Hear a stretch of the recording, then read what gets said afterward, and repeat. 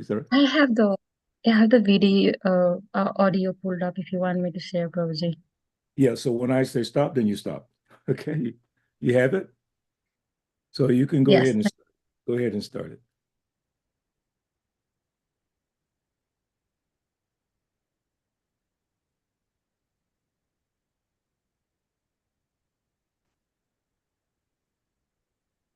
Auspicious day, 101 years, 1 years ago, Srila Bhaktisiddhanta Saraswati Thakur, he appeared on this day. So, Bhaktisiddhanta Saraswati Thakur is Gaura Shakti. Gaura Shakti means empowered. Empowered by Sri Chaitanya Mahaprabhu. Sri Chaitanya Mahaprabhu, he wanted his mission to be broadcast. What is that sound? All over the world. He desired পৃথিবীতে আছে যত নগরাদি গ্রাম সর্বত্র প্রচার হইবে মোর নাম পৃথিবীতে all over the world as many towns and villages are there. Sri Chaitanya Mahaprabhu predicted that his mission will be spread.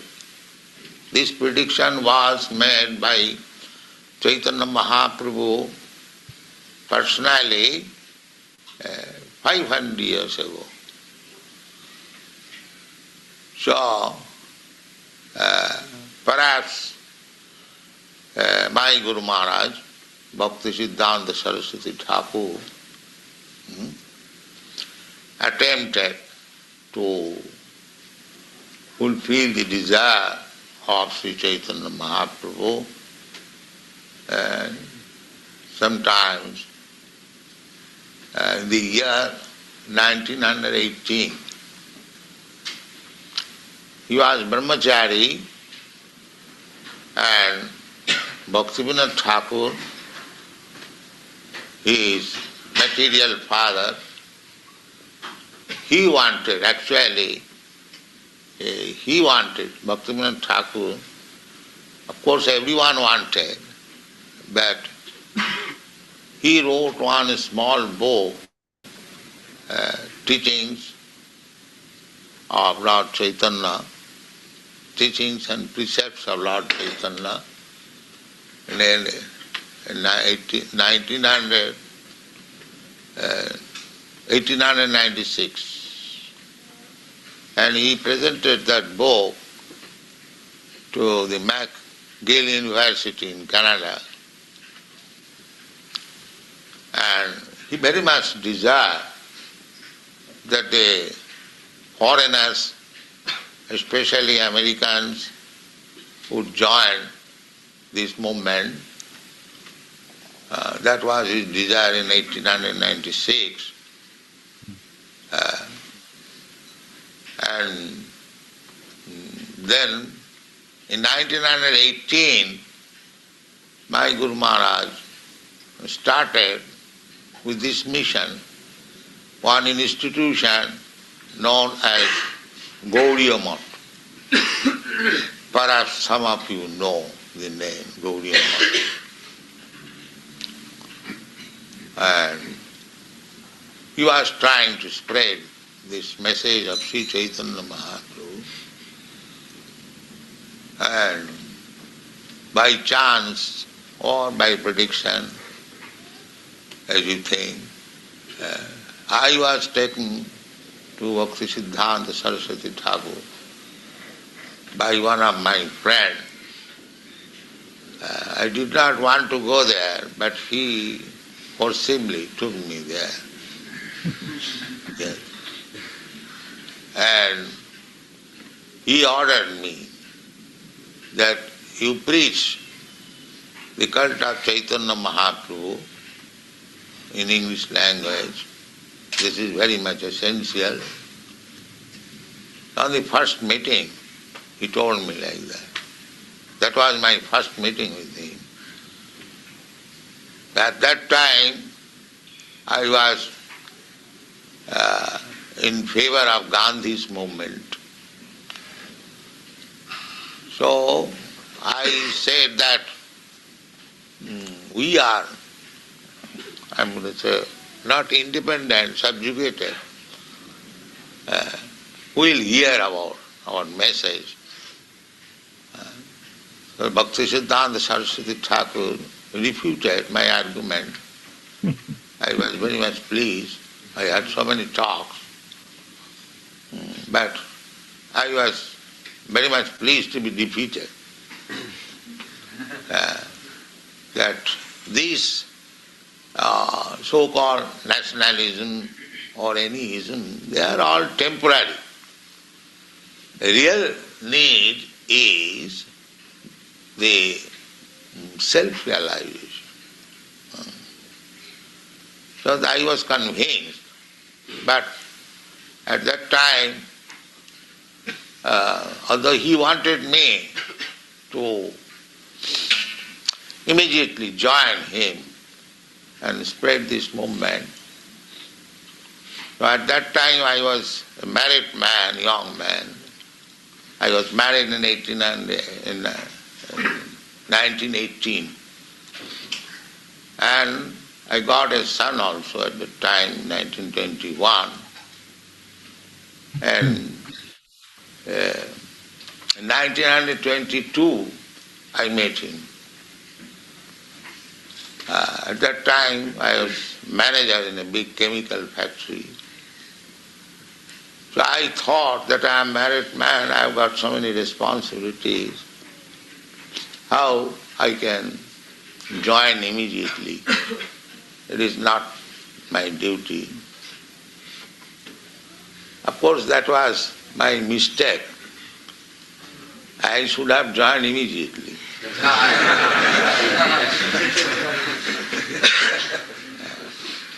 I should have taken the opportunity immediately. But Maya is there. So I thought like that.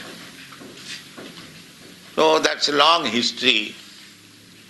And then in 1954, no, not 1950, 1968, when I was 54 years old. 1954, yes. 1954, I was at that time 58 years. So I left home and I was living alone. Then 1958, I took sannyas.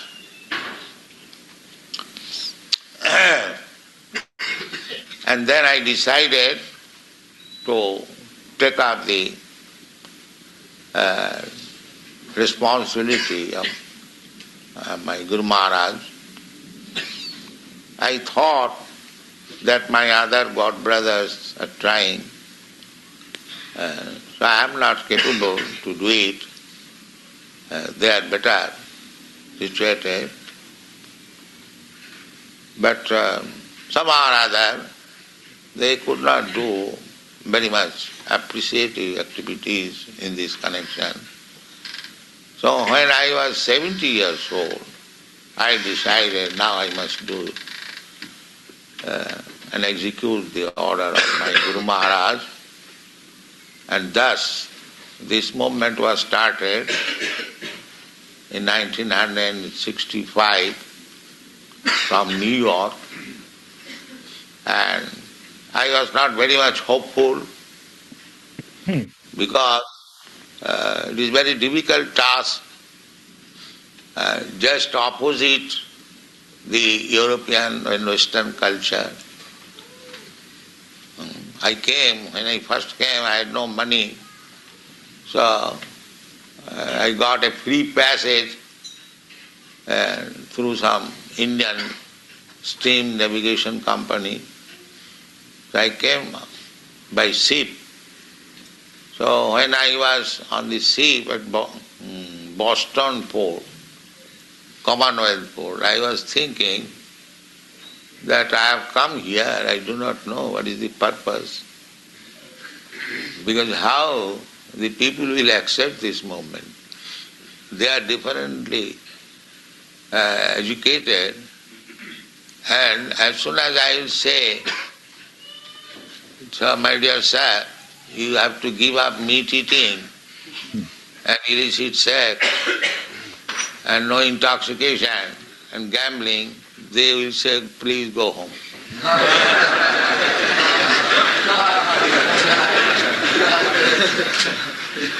Because that was the experience. One of my god brother, he went to London and he had the opportunity to talk with one big man, Marquis of Jetland. Marquis of Jetland was formerly governor of Bengal. At that time, I was a student. He was a Scotsman, and I was a student of the Scottish Churches College. So he came to see our college, and he was standing in front of me in the second year class. So he is very nice, good gentleman. So he proposed to my god brother whether you can make me a Brahman. So my god brother proposed, yes, we can make anyone Brahmana, provided you follow this principle. No illicit sex, no intoxication, no meat eating, no gambling. So that Lord Jetland immediately replied, impossible. So I was thinking that I will propose something which is impossible. Anyway, let me try.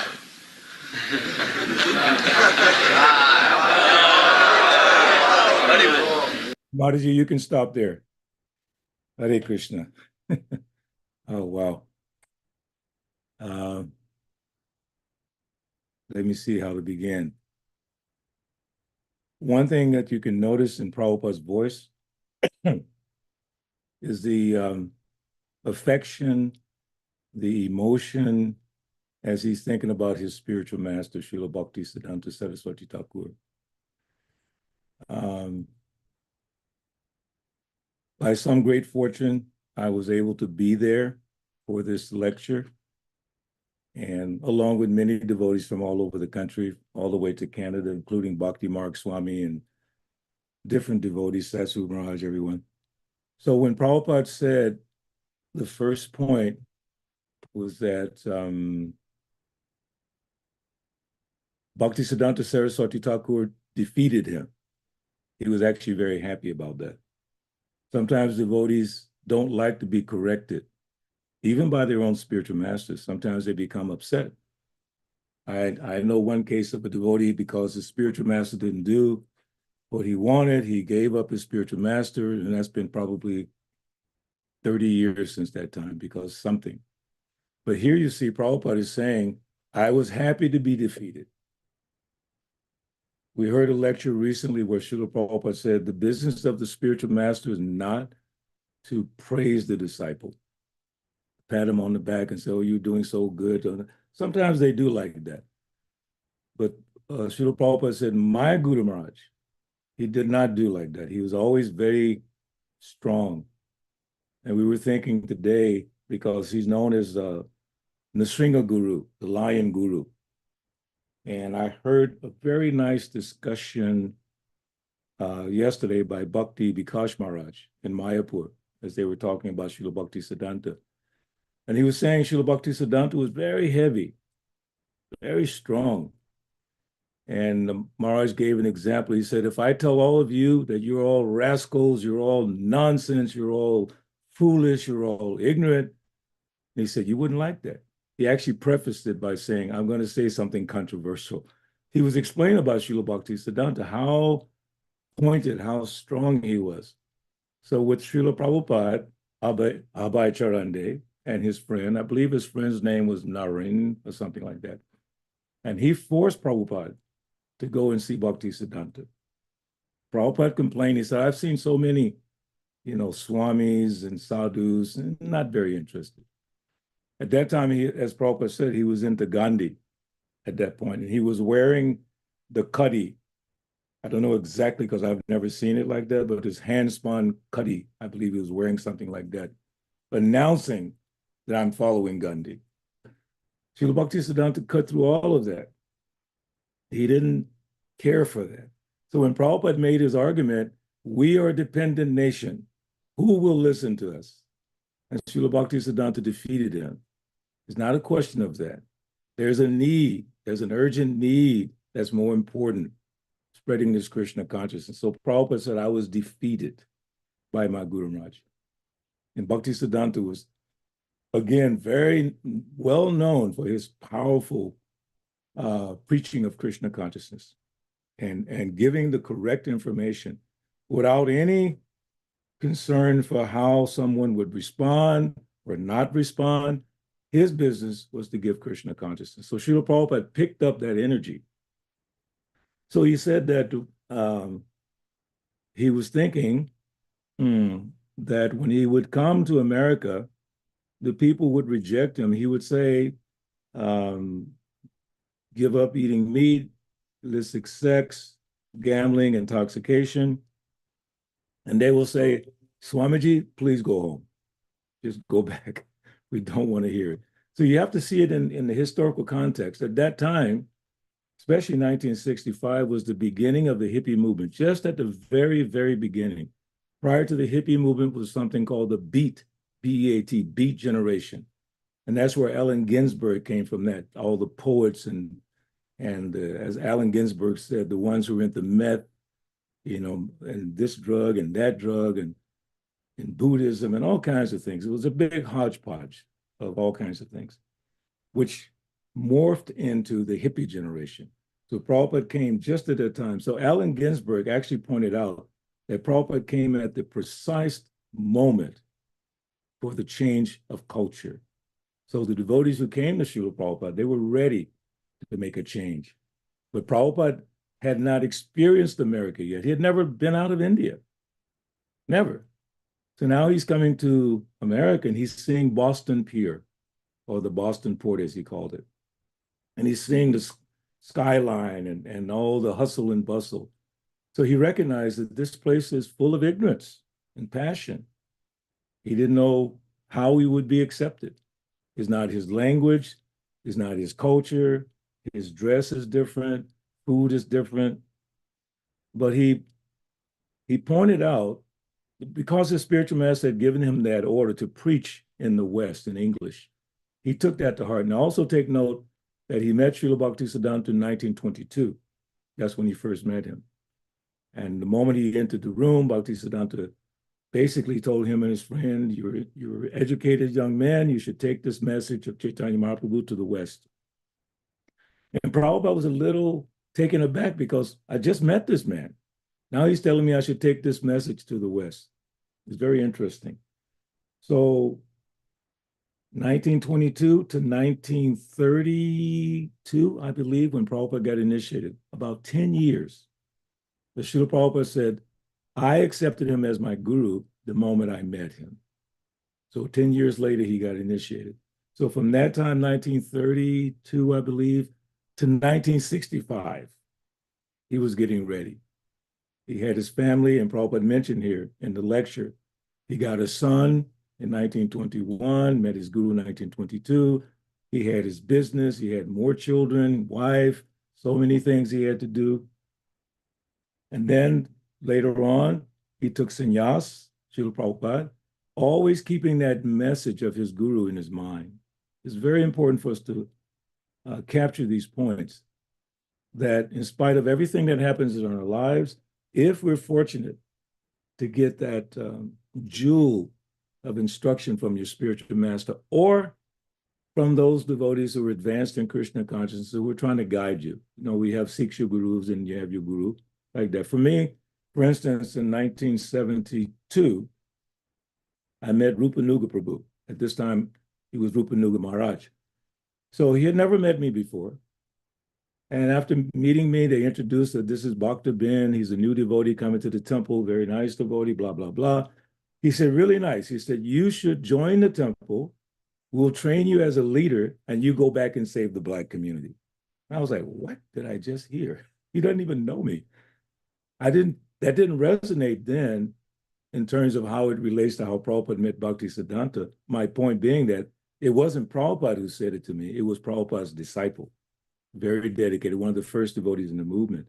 So I took that message from him, and I've carried it to this day, that he gave me that, because I see my older godbrothers as representatives of Prabhupada. When they tell me something, and I know that they're following Srila Prabhupada, I listen. And I just like Vishnu Gadar, he's my older godbrother. He said, Balabhadra, can you speak tonight? I said, you don't have to ask me twice, Vishnu Gadar. Whatever you ask me to do, I'm ready to do, because I have so much respect for them. So in that way, following in Prabhupada's footsteps, Prabhupada laid it down for us, how to follow the Guru. In spite of all the situations, he had family, he had business, but he didn't make excuses. Now, one thing he did say was, when his Guru Maharaj asked him to take up this mission, he didn't do it immediately. Did you follow that? It took him till 1965 from 1922 to actually take it up properly. He was preparing, and Krishna was taking away all the things in his life. Family, business, everything was leaving him. He wrote one poem about that. But he said, I should have done it immediately. Now listen to what he says. But Maya is there. You can take that any way you like. I take it in a certain way. Prabhupada is saying Maya is there. It's almost inconceivable for us to say Prabhupada was experiencing Maya. But he himself is saying, but Maya is there. I was distracted by family, business, so many different things. I should have done it immediately. And he's saying that with such a deep emotion. And then later on, again in the lecture, he's talking about something that I find so amazing. And that's at the end, devotees were saying Jai Srila Prabhupada. Almost like when we were saying that, at this point, the whole room of about 400 plus devotees just erupted. And what did Prabhupada say? He said, my godbrother had proposed to this Marquis of Zetland that, yes, I can make you a Brahmana, but you have to follow the principles: no illicit sex, no intoxication, no meat eating, no gambling. So that Lord Zetland immediately replied, impossible. And that's when we started laughing like crazy. So Prabhupada says after that, so I was thinking that I will propose something which is impossible. Anyway, let me try. Please think about that. He's proposing something impossible. America, 1965, no illicit sex, no drugs, no gambling, no intoxication. Impossible. But then Prabhupada says, anyway, let me try. So that let me try, had Prabhupada not tried, there would be no Zoom class tonight. There would be no ISKCON Philly, no ISKCON Atlanta, no ISKCON. Had he not put his fears aside and tried? How many times have we been faced with a circumstance for preaching and we hesitate? We should remember Srila Prabhupada, how he said, let me try. Let me at least try to do this. What is that? Book distribution, Harinam, Pujari, preaching, whatever it might be. Let me try, because you never know the result. The result is up to Krishna. The point is, the result is up to Krishna. The endeavor we can do, but the result is up to Krishna. Man proposes and God disposes. In fact, we don't do anything. You know, in Bhagavad Gita, chapter 3, text 27, what is it? Prakriti kriyamanani, gunai karmani sarvasaha, hang karvi muratma kartamam iti manyate. The bewildered spirit soul thinks himself to be the doer. of activities that are carried out by nature. We're not doing anything, but it takes a while for our understanding to catch up to the reality. The reality is that Krishna is doing it. So when we endeavor for pleasing Krishna and Guru, Krishna does the rest. You have a right to perform your prescribed duty, but you don't have the right to the result. We should just endeavor. So Prabhupada's giving us this incredible statement. Anyway, let me try. Whenever I think about it, it just brings tears to think about the impact of those few words. Had he not tried, what would have happened? So keep that in your mind. So there are many things in this lecture, many points that Srila Prabhupada made. I'm going to read a little bit more. Mataji, if you want, you can share your screen. Otherwise, I'll just read it, whatever is convenient for you. So devotees can follow along. So after the devotees said, Jai Haribol, Prabhupada says, so now by the grace of Krishna and Chaitanya Mahaprabhu, and in the presence of my Guru Maharaj, you are so nice boys and girls. So in front of Chaitanya Mahaprabhu, you're chanting Hare Krishna mantra, and you're taking part in it very seriously. So my Guru Maharaj will be very, very much pleased upon you and bless you with all benefits. So let's look at that a little bit. You don't have to change the screen, just leave it there. So in that statement, and I'm reflecting on how it came across in the room, in the temple room in Atlanta. Prabhupada was not in tears, but he was very emotional. From the time he arrived in Atlanta, which would have been yesterday, February 28th, the moment he came in the temple room, he sat down to give his welcome address or arrival address. He only spoke about 60 seconds, maybe 60 or 65 seconds, because he was overwhelmed with the ecstasy of Chaitanya Mahaprabhu. He never gave a Bhagavatam class in Atlanta. Here's another point. He never gave Bhagavatam class, only about Chaitanya Mahaprabhu. From the moment he arrived to the moment he left, it was just Chaitanya Mahaprabhu, no Bhagavatam. So when he saw the deities in Atlanta, the prime deities, the main deities in Atlanta are Sri Sri Gauranitai. Although we have Radha Krishna, Radha Madan Mohan, we have Jagannath. But in the center altar is Gauranitai. So when Prabhupada came, there was only Gauranitai in the center, no Jagannath, no Radha Krishna. So he was overwhelmed in ecstasy. In fact, he said, the same Chaitanya Mahaprabhu who appeared 500 years ago is now standing on your altar. So when he spoke in that arrival address, he said, Krishna is very kind, but he demands, first of all, you surrender. But then he said, but Chaitanya Mahaprabhu makes no demand. At that moment, emotion started just expanding. He almost started crying, but he pulled himself back. And then he started speaking a little bit more.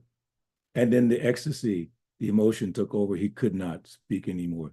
And he basically said, take shelter of Chaitanya Mahaprabhu and be happy. And he got up and walked out. So in this part here, so now by the grace of Krishna and Chaitanya Mahaprabhu, and in the presence of my Guru Maharaj, you are nice boys and girls. So in front of Chaitanya Mahaprabhu, that Chaitanya Mahaprabhu standing on the altar in Atlanta, in front of Chaitanya Mahaprabhu, he's talking about those deities, Gauranitai, in front of them, you're chanting Hare Krishna mantra. You have to visualize this. If you've never been to the Atlanta temple, I know Champaglata is there on the call. It's not a very big temple room. In fact, the size of our temple room now is bigger than it was when Prabhupada came, because we knocked out some walls, we made a little more room. When Prabhupada came, there was almost 400 or 500 devotees. I'm not exaggerating. I don't know, none of us know how they fit in that room. We don't know. They were from everywhere, New Vrindavan, Canada, Florida, everywhere. Somehow we fit in that room. And the dancing and the chanting, one kirtan was led by Paramahamsa Maharaj. And he was chanting, and we dance up to Prabhupada, then we dance over to the deities. And we dance up to Prabhupada, and we side dance to the deities, back and forth. back and forth. And we had a wooden floor. Now we have a marble floor.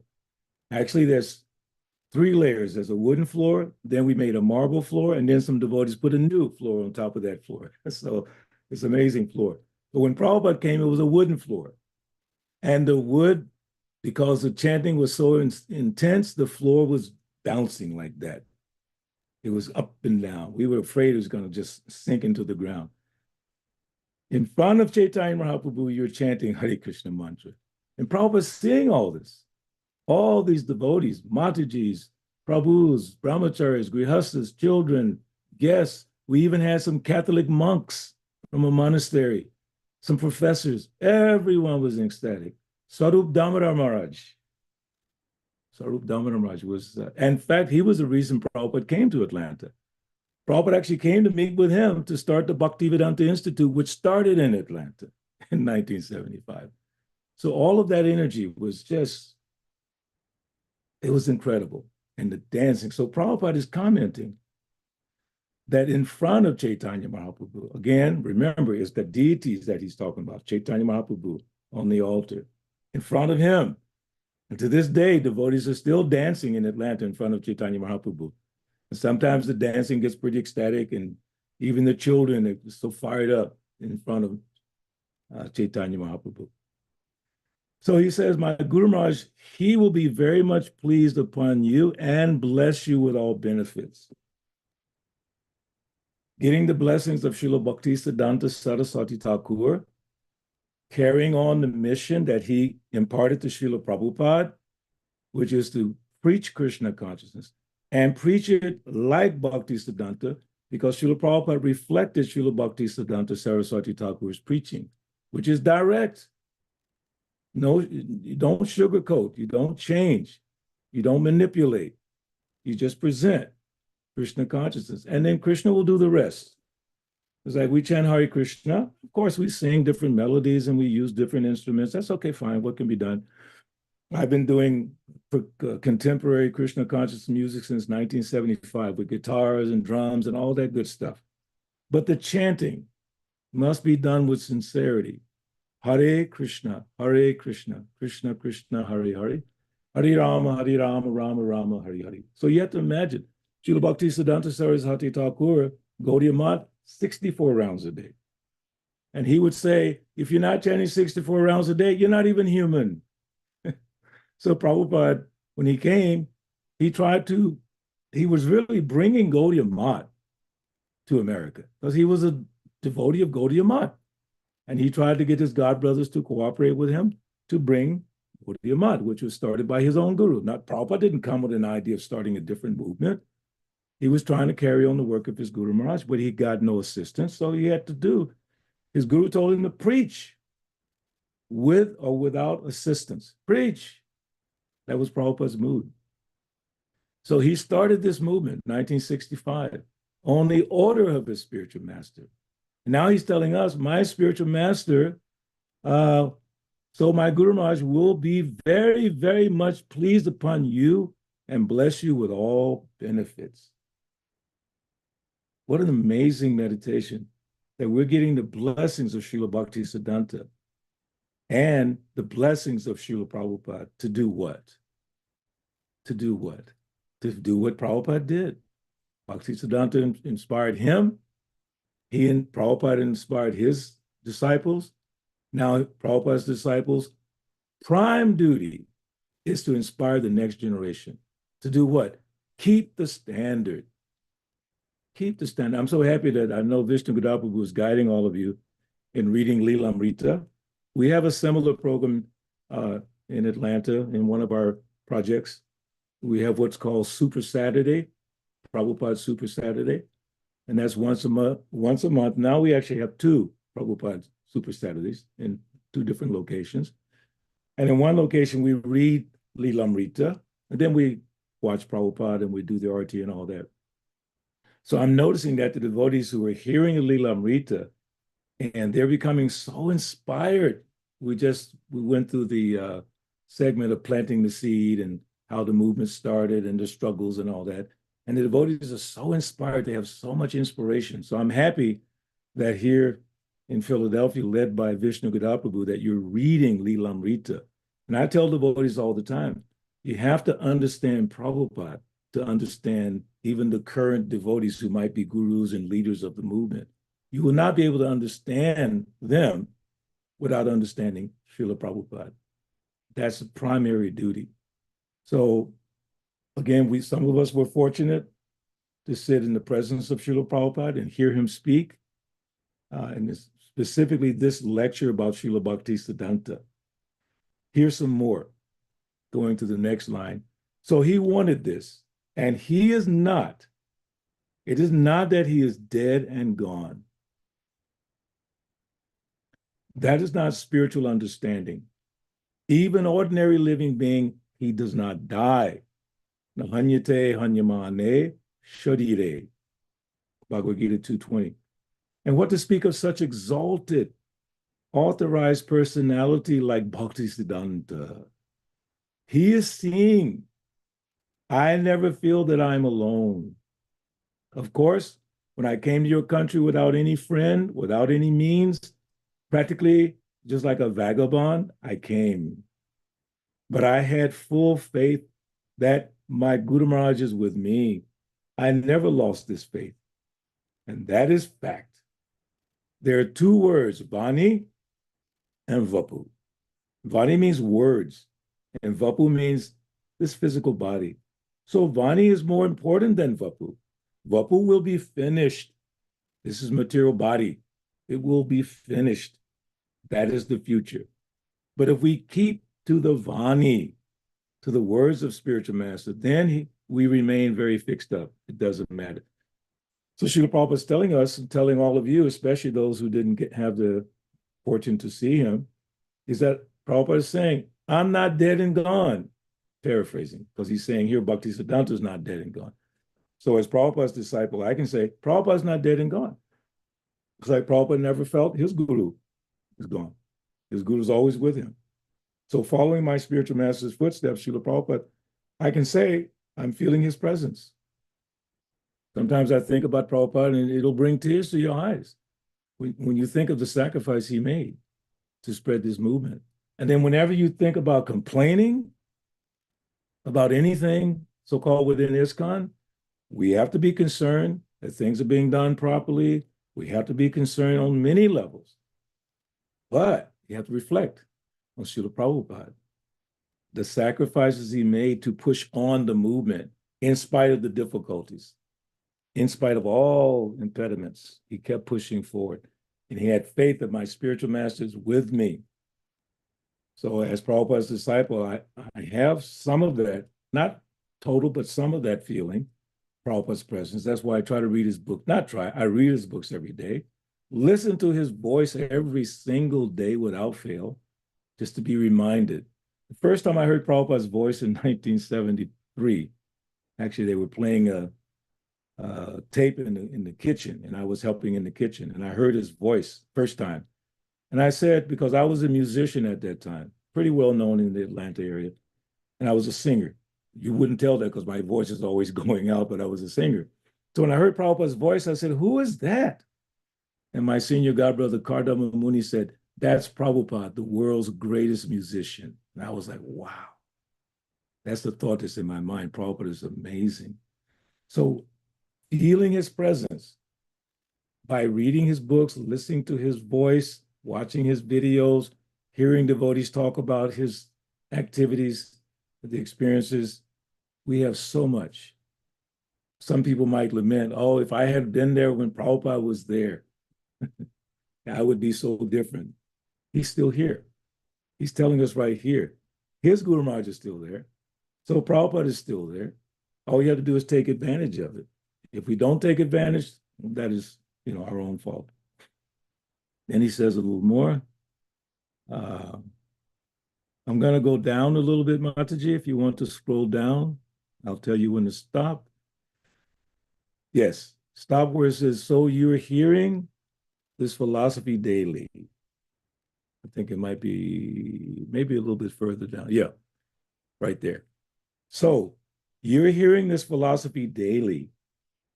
Try to understand more and more. We've got so many books. And this is the mission of Chaitanya Mahaprabhu, and by disciplic succession, Bhaktivinoda Thakur, then my spiritual master, then we are trying our level best, meaning himself, meaning Prabhupada saying we. I am trying my level best. That term, my level best, you'll find it throughout Prabhupada's writings, and especially his speaking. Very, almost like an English type of phrasing. My level best, the best that I can do. I'm going to do everything I can do to serve my Guru Maharaj and to spread this movement. And then he says, similarly, you will also try your level best on the same principle. Then it will go on. Same principle. It doesn't matter whether one is born in India or outside India. No. When Chaitanya Mahaprabhu said, Priti Vite Ache Yatta Nagaradi Gram, Chaitanya Bhagavad, Anchakanda. As many towns and cities and villages are there, he did not say it to make a farce. He's the Supreme Personality of Godhead. And that kind of reminds me of Philadelphia and the area called Kensington. Kensington in Philadelphia is well known around the country for the wrong reason. It's become like the drug capital of America. Very suffering, a lot of suffering people lying on the street, cannot even walk properly, sores over their bodies. It's horrible. But devotees are going there twice a month giving prasadam. And when I come back in April, I've already made a plan. We're going to do a Harinam, big Harinam, straight through Kensington. We're going to get those suffering people to dance and chant Hare Krishna. Every town and village, nothing should be neglected.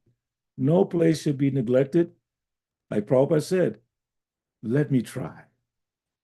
The place might seem insurmountable. Situation might seem insurmountable. But remembering Srila Prabhupada's lecture from tonight, him saying, but let me try. It's impossible. When you think of a place like Kensington, it's almost like, it's impossible. Well, what can we do there? Devotees in Philadelphia have proven you can do something wonderful there. I know for Christmas, they gave out nice blankets, and we sent a donation from my organization, some gloves and hats. And the devotee told me within 5 minutes, it was just gone. People just took everything, gone. I said, wonderful, let's do more. So I can't wait. I'm even dreaming about the Harinam, just right down the middle of Kensington. Prithivitayache Yata Nagaradi. Nagaradi Gram. Every town and village. Haryashapu was telling me, and when he comes back from India, he's getting his health together. He wants to start going to different places in Philadelphia because he's from Philadelphia.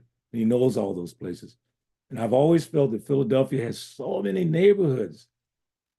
You don't have to be downtown. You can be any neighborhood. You got those long streets and the row houses and people everywhere. I can just see it, just Nagaradi Gram. Every town and every village. So he's saying, you're hearing the philosophy daily. Try to understand it. And he mentions his books and everything. And then as many towns and villages, cities, villages are there, he did not say it to make a farce. He's Supreme Personality of Godhead. So down further, Mataji, toward the end, because I want to leave some time open here. Let me see where I want to stop. Yeah. Yes. All the way down to where he says, so you have taken a very nice line of activities. Yes.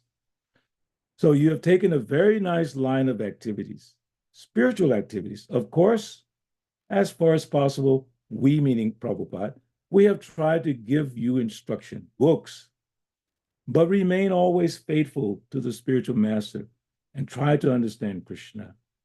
And if you simply understand Krishna, then your life is successful. Janma karma chame divyam me yo janati tatvata, Bhagavad Gita 49. The human life is meant for understanding Krishna. That is the perfection of life.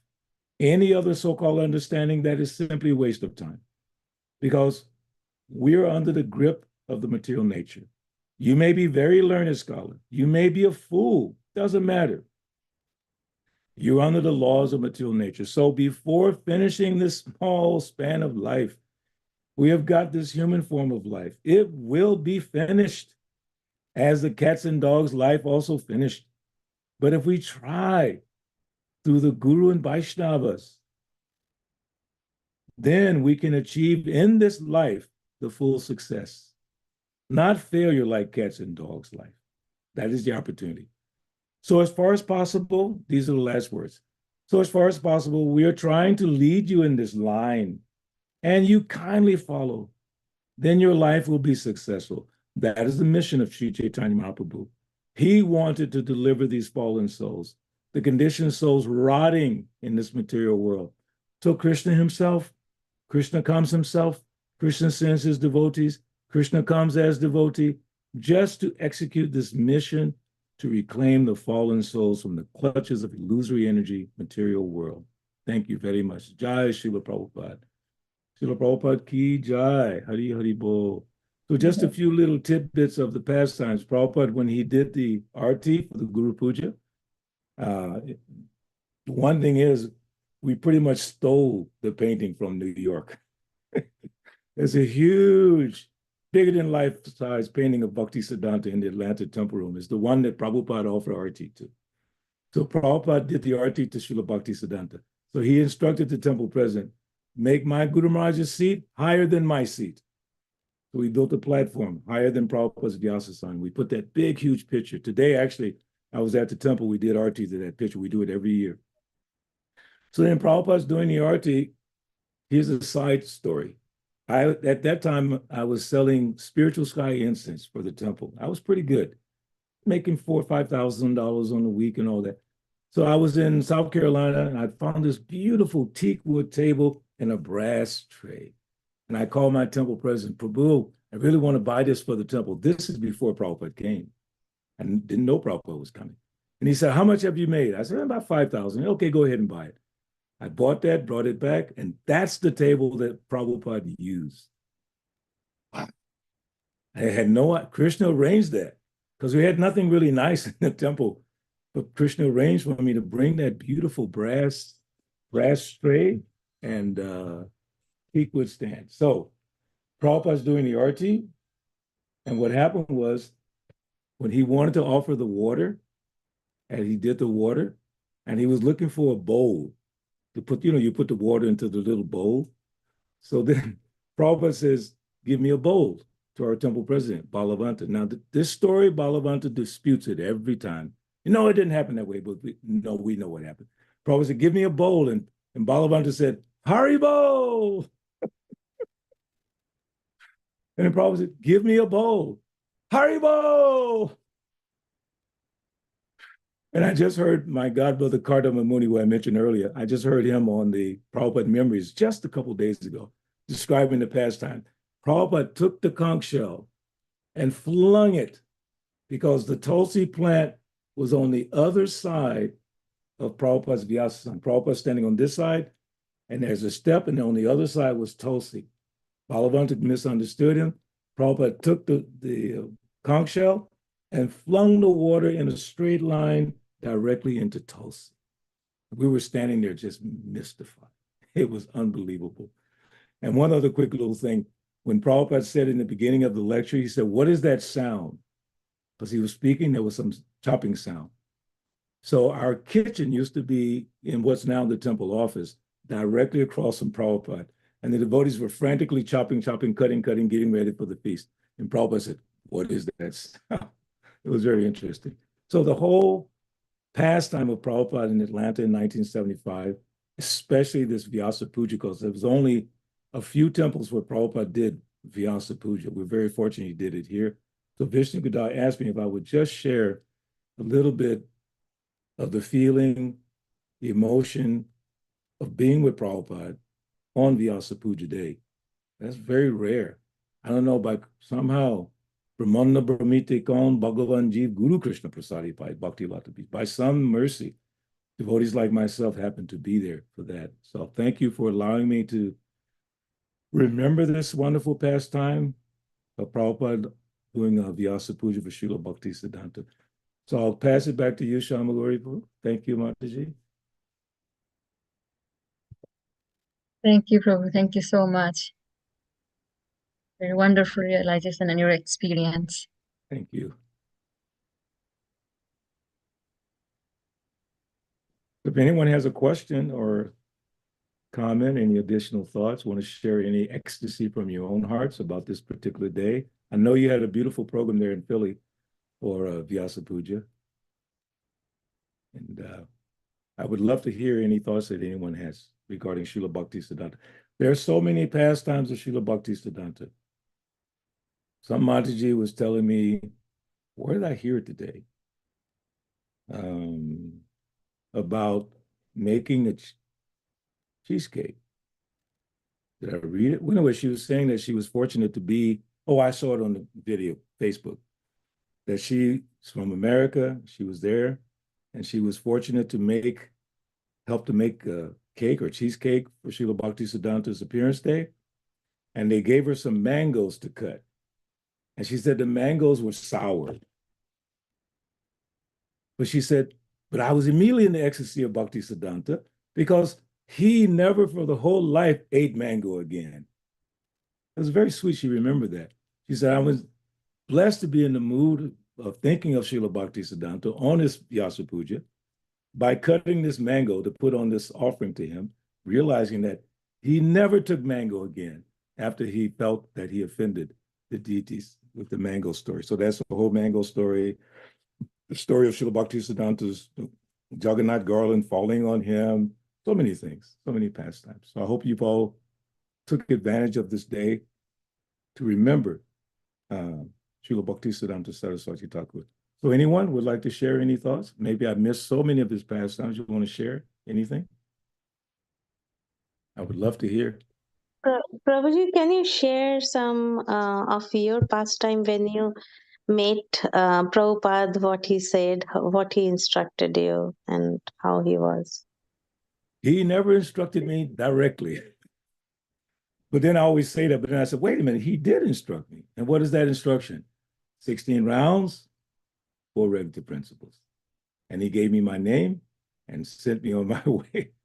So then I tell people, you know what? I'm so fortunate.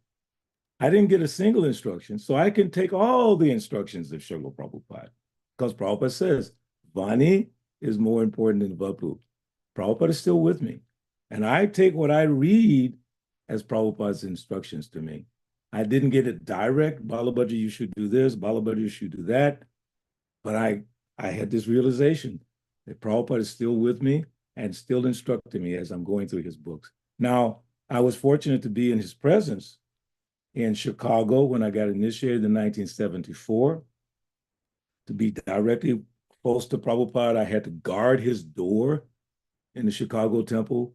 I felt like a Kshatriya protecting my Guru Maharaj. And then, of course, the initiation, Prabhupada giving me my beads. And then the next year, 75, Prabhupada came to Atlanta, which is the lecture we just read and heard. Many, many pastimes there, too many to even start. And then the next time I saw Prabhupada was Philadelphia, 1975, at Rath Yatra. And that was very special. Actually, Rabindra Swarup gave us so nice service for Srila Prabhupada.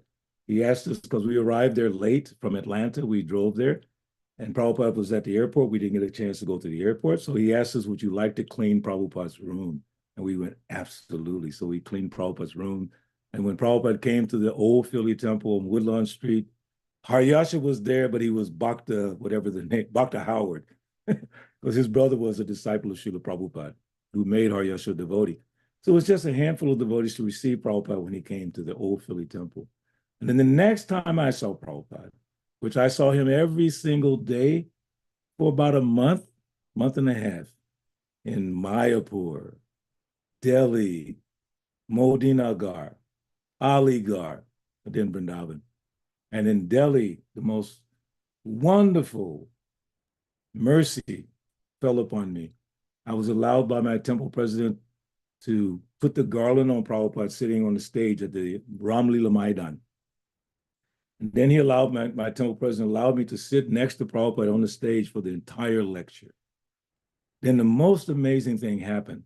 Again, I'm saying I didn't get direct instruction. I got a lot of little services. So when Prabhupada was getting down from the stage in Delhi at the Ramlila Maidan, it's a little high, and he's an older person.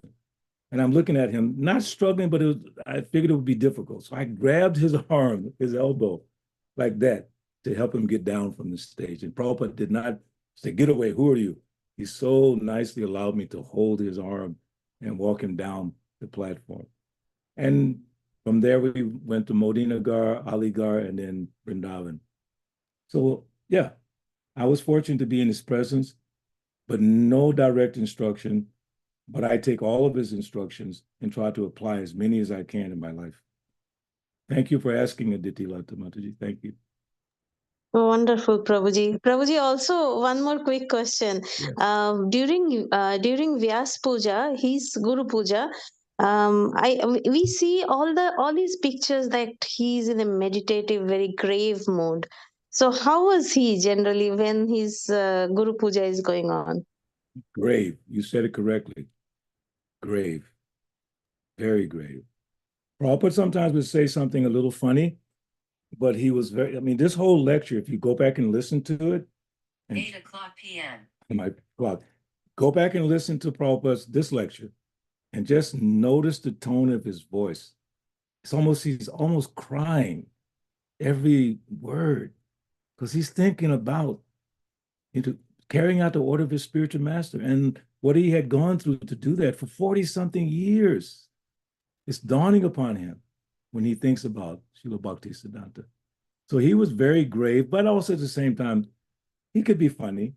He could tell little jokes and things like that.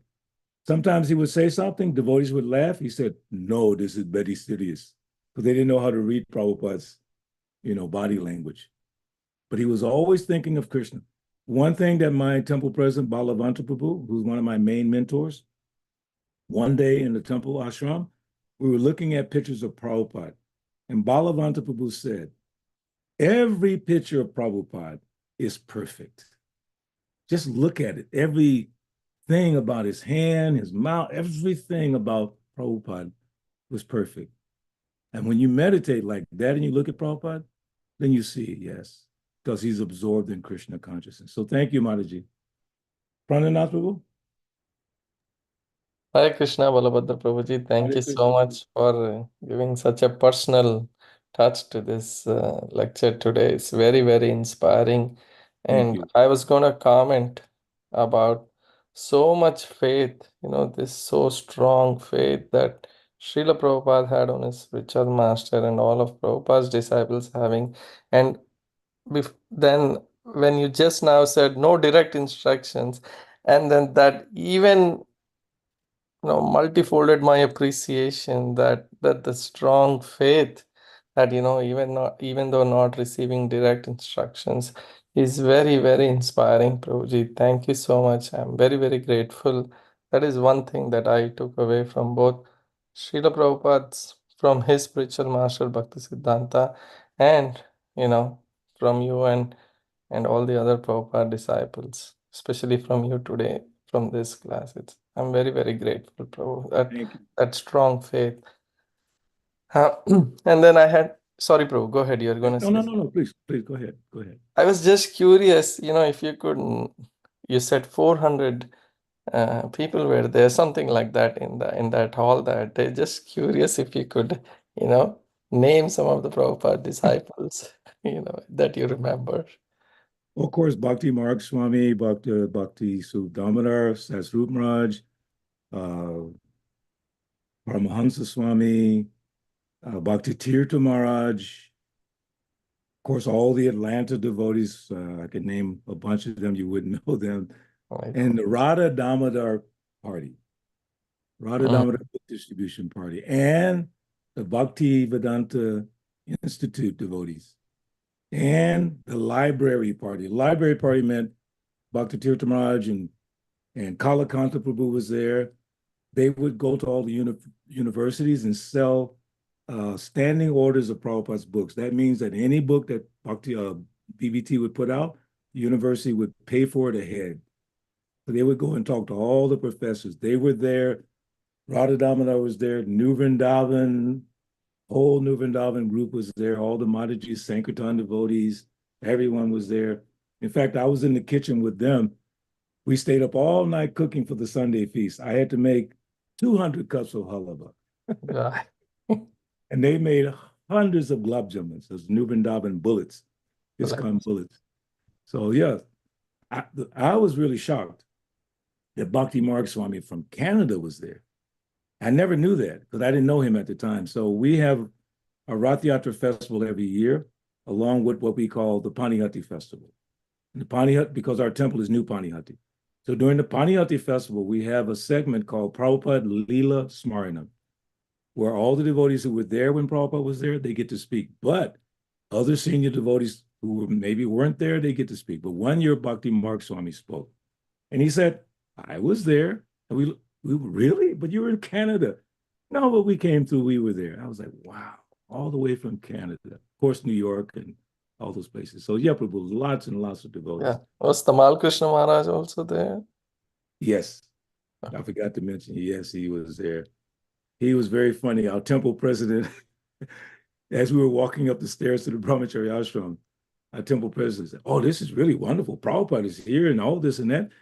Maybe we should charge the devotees for staying. And Tamal Krishna said, that's ridiculous. Why would you do that? He was a very wonderful devotee. Last time I saw him in Mayapur, we saw each other there at the temple. He said, Balabhadra, I'm so happy to see you. And we just had some fond remembrances of him being in Atlanta. I love the fact how he chastised me one time. I'll tell you that one real quick, Tamal Krishna Maharaj. He was sitting in the office with Vishnu John Swami, and I had brought some prasadam to both of them. And Tamal Krishna Maharaj tasted the prasad, and it was cold. And he was like, don't ever serve cold prasadam. Not good. But later on, he said, Prabhu, I didn't mean to be so heavy. I said, no, Maharaj, that was a fantastic instruction. So yes, Tamal Krishna Maharaj was there. So many. Ramananda was there, I believe. Yeah. I have many photographs from that time of Prabhupada in Atlanta. And there's from the morning walk all around the property. And Jai Bhattacharya Maharaj has been such a supporter of the memory of Prabhupada in Atlanta. One time they were talking about selling the temple. And Jai Bhattacharya Maharaj says, you would have to sell it over my dead body. This is a tirtha. This is Prabhupada's tirtha. You can never sell this property. Never. Like he was so adamant. And he helped to create this mood in Atlanta about Srila Prabhupada. That's why we have this Panihati festival and the Prabhupada Smaranam. Jai Bhattacharya Maharaj helped us to create that, to craft that, all around Srila Prabhupada. So yes. Right. And how long was Srila Prabhupada there in Atlanta? 4 days, actually just 3.5. He came on Friday, which was the 28th, 29th, and then the 1st and 2nd. He left on the 2nd, which was, I think it was a Monday. And that leaving, here's the interesting thing. Prabhupada generally sat on the Vyasasan, with kurta, dhoti, little thing like that. When he was leaving, he sat on the Vyasasan in his big jacket, the big jacket he has with the big hood. Because at that time in Atlanta, it was very cold. Like today in Atlanta, it's perfect in the memory of Bhaktisiddhanta because it's very cold, very cold. So Prabhupada had his big jacket on, sitting on the Vyasasan and looking, I don't want to say sad, maybe sad that he had to leave. That's what I'm feeling.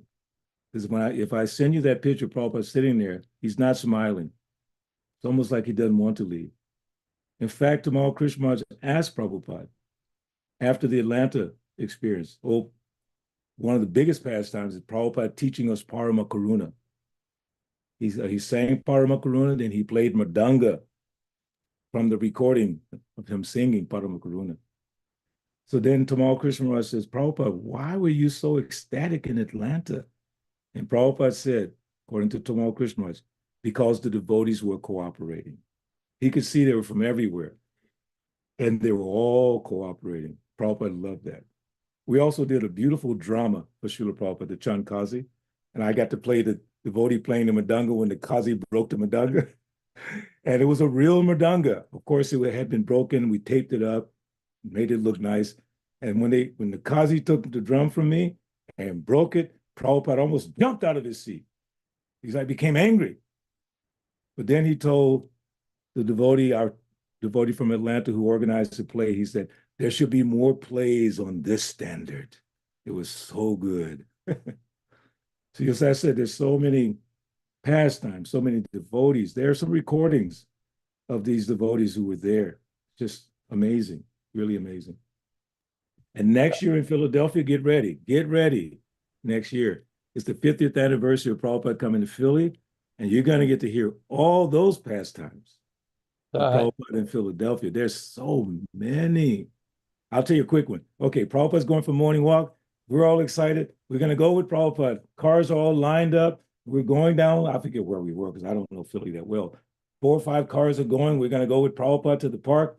And then all of a sudden, the lead, which we thought was a lead car, veered off to the right. We followed that car. We thought that was Prabhupada. And the devotee got out of the car and said, Prabhus, I'm so sorry. We couldn't take all of you to walk with Prabhupada. And we said, well, oh my God, we just wanted to beat him up. We could have went with Prabhupada. He said, I'm sorry, but we couldn't take everybody. I'll never forget that pastime. And one other one. As we're doing kirtan, when Prabhupada's coming to the cart in Philly, actually I was playing Madanga and singing with 2 other devotees, and I'm just fired up like anything. And then the devotee, hey, Prabhu, Prabhupada's behind you. Oops. So we had to get out of the way for Prabhupada. And then when Prabhupada was at the park, he needed to go to the restroom. They wouldn't allow him in the building. They would not allow him inside because it was closed on a Saturday, whatever. So Brahmananda and some other devotees took Prabhupada somewhere. I think there's some little patch of woods there. They took Prabhupada there, you know. And myself and some other devotees were sitting there taking prasadam, and here comes Prabhupada, just like that, right past us. There are all kinds of little pastimes of Prabhupada in Philadelphia. I'm so excited about that. I will definitely be there for that one. Jai. Wonderful. So it's 8:10. If anyone has another point, I don't mind, but I don't want to hold you all too long. Please give Vishnu Gada a good report, okay? Like sometimes when you talk to a representative on the phone, you have to do this little survey. So please say Balabhadra did okay, so he'll be happy, okay? Please let him know. Not only okay, Prabhuji, it's a wonderful. It's so good. Thank you. We were actually, go ahead. Because of the good survey, Prabhuji, we have decided that we will bring you to Philadelphia and keep you here. I have never left. I'm always there. My heart is there. We want your Bapu also here. Thank you, Mataji. Thank you. So, Samagori, I'll give it back to you if you want to close it out. Thank you so much, Rosie, for your kind association and for your valuable time. Thank you very much, Prabhu. I managed to listen to some of it also. Definitely. Yes, Hare Krishna. Definitely will give a good report, but this group especially reading the Leelamrit with devotees like you does make it come alive for us. So thank you very much. Thank you very much for doing this for us. Look forward to hearing more from you. Thank you. Haribol. Vancha kalpatarubhyascha kripa sindhubhyo pītānaṁ pāvनेभ्यो वैष्णवेभ्यो नमो नमः. Bhaktisiddhanta Saraswati Thakur Prabhupada ki Jai. Haribol Drona. Praise Balabhadra Prabhu ki jai. Hare Krishna. Thank you, Prabhu. Haribol. Thank you. Hare Krishna, everyone. Haribol.